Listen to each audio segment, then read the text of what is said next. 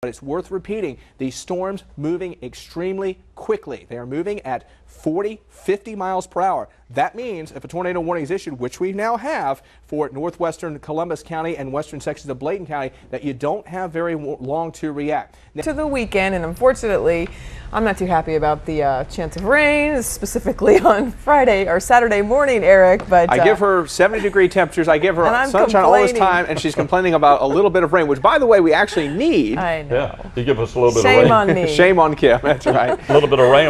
Eric, what do you think about that? You think women are safer drivers than men? You're going to make me wade into I this am debate? going to make you, yes.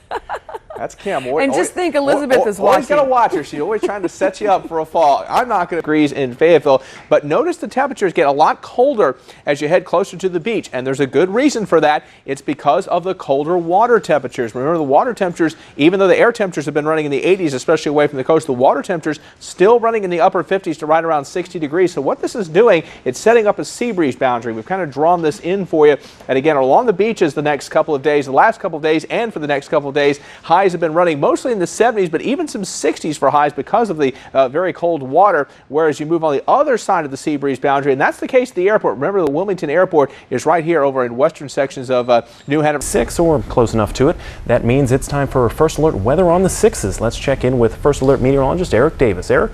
That's right, Craig. Good morning, and we've been talking about this all morning, but another heat advisory in effect for southeastern North Carolina, but I am getting hopeful that this is the last time we're going to be talking about heat advisories for quite some time. We do have a front which will be settling into the state later on today and stalling just to our north. Now, it's not going to necessarily give us a lot of relief as far as heat and humidity, but what it will do is knock our high temperatures down in the days ahead, and that's mainly due to the fact that we're going to have clouds and good opportunities for showers and thunderstorms. But at least for today, lots of sunshine that will get those heat index values back in the triple digits by this afternoon. First Alert Digital Doppler, it's quiet for now, but it may not stay that way. I think particularly if you live north of Wilmington and Whiteville, especially north of Highway 74, 76, there will be a decent chance of some isolated thunderstorms, particularly late this afternoon, and then probably even better prospects for scattered thunderstorms as we head into the evening.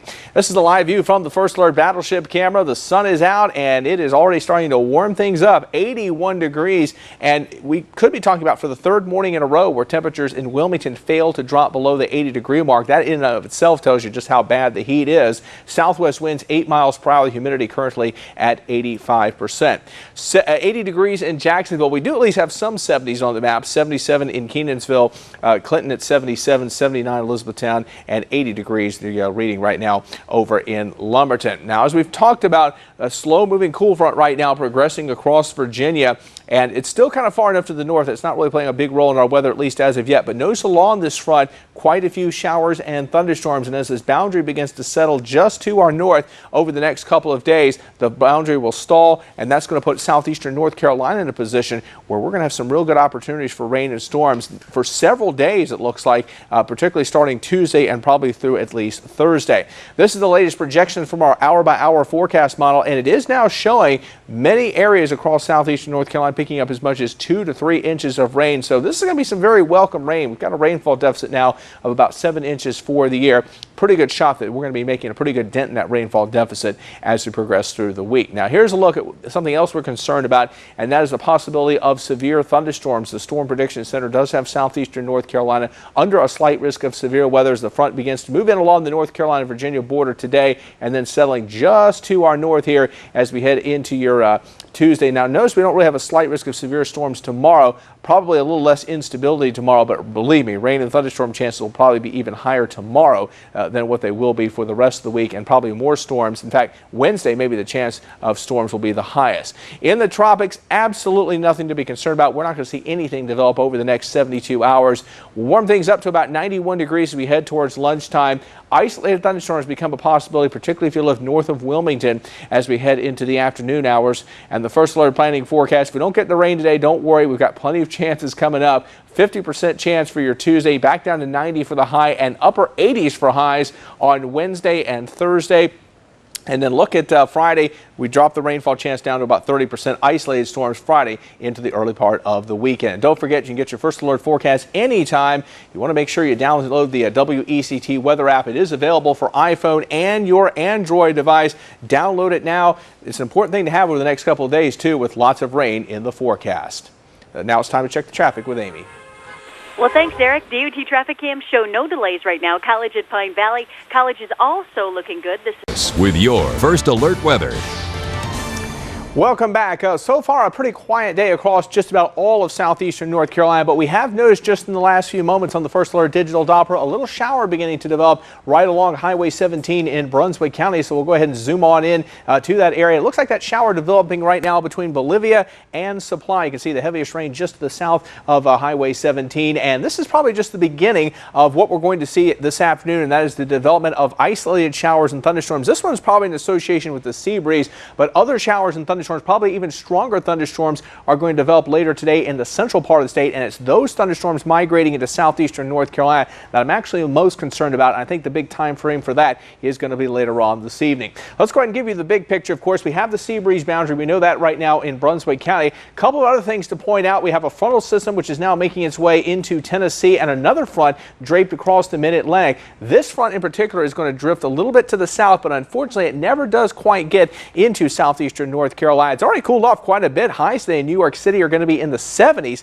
as a result of that front, but don't worry, we're not going to be seeing anything like that. The front will stall to our north, but it should be close enough, particularly tomorrow, that some pretty good opportunities for scattered showers and thunderstorms, although it does appear the heaviest rainfall totals are likely to be in the northern part of the state. And as I said, I am getting a little bit concerned later tonight about the possibility of some strong thunderstorms. The Storm Prediction Center also concerned. They have outlined central and western North Carolina for a slight risk of severe weather. We're talking thunderstorms with damaging winds, but remember, any storms that develop can put down locally heavy rain, a lot of cloud and ground lightning, and a couple of these thunderstorms particularly could migrate into our northwestern counties as we head into the evening hours. We're talking Sampson County, Cumberland County, maybe even into Bladen and Columbus County later on this evening. It is something we'll have to watch very, very closely, as again, I think the big threat is going to be probably during the evening hours, say from about 8 o'clock this evening to about midnight.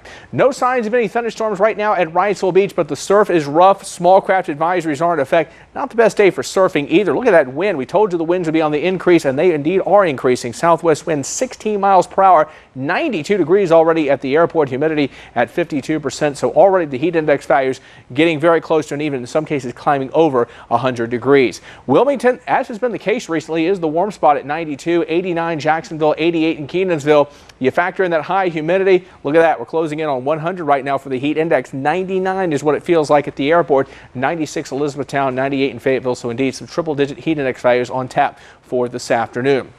Hour-by-hour forecast showing a couple spotty thunderstorms by 4 o'clock, but here's what I'm talking about. The activity developing west of Interstate 95, and then those storms migrating into the area as we head towards 8 or 9 o'clock this evening. That's going to be the prime time for big thunderstorms, a 40% chance of storms, and even better prospects for thunderstorms as we head towards tomorrow.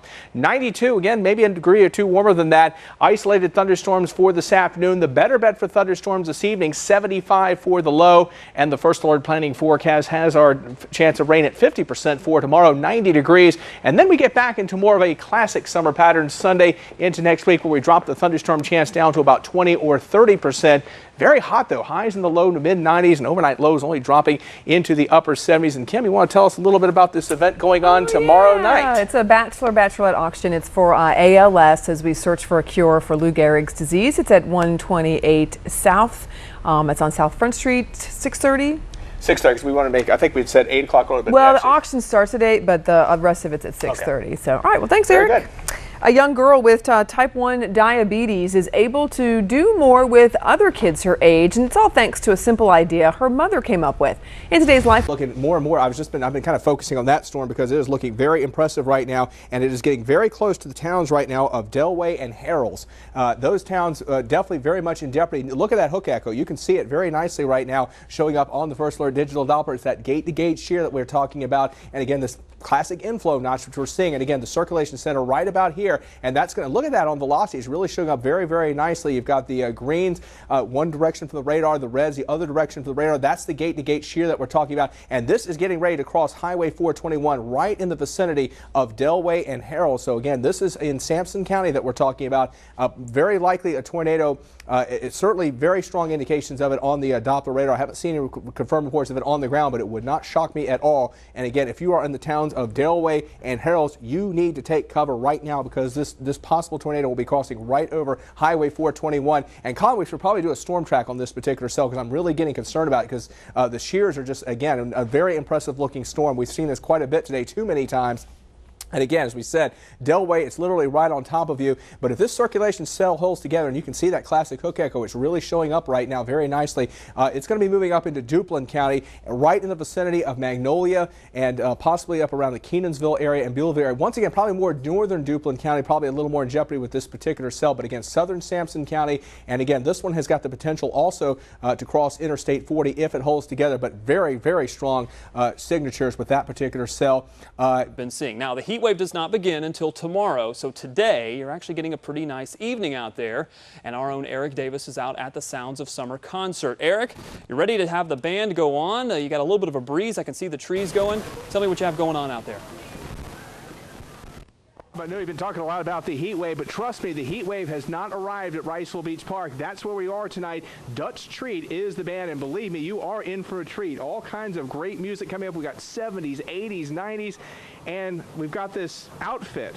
I mean, this is worth the price of admission alone, which, by the way, is free. It's something else we should admit as well. Free admission, Riceville Beach Park. Dutch, why don't you tell us a little bit about the music you're playing tonight and this outfit? About my outfit and the music. When you can play the Steve Perry songs, you get to wear this vest. That's the key. 70s, disco from the 70s. We have some Maroon 5 in there. I see some beach music down there. Brick House, Word Up, some Queen. Come on out. We've got everything to please everyone. If you're not happy with the song you're hearing right now, wait about 2. You'll love that one, I promise. Riceville Beach Park, the music begins at 6:30, and you're going to give us a little sampling of what we're going to hear tonight. Let's do it. That's right. The 2005 landfall of Hurricane Katrina along the U.S. Gulf Coast not only caused massive destruction in many areas, it also revealed the lack of a policy regarding pets.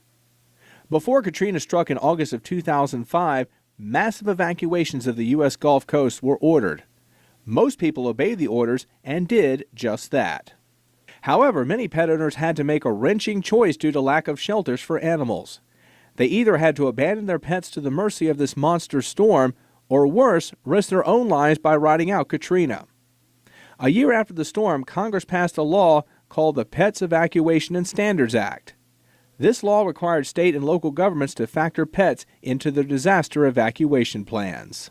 Coastal counties in southeastern North Carolina have learned the lessons from Katrina, says Warren Lee, New Hanover County's Emergency Management Director, and today each county has a pet shelter.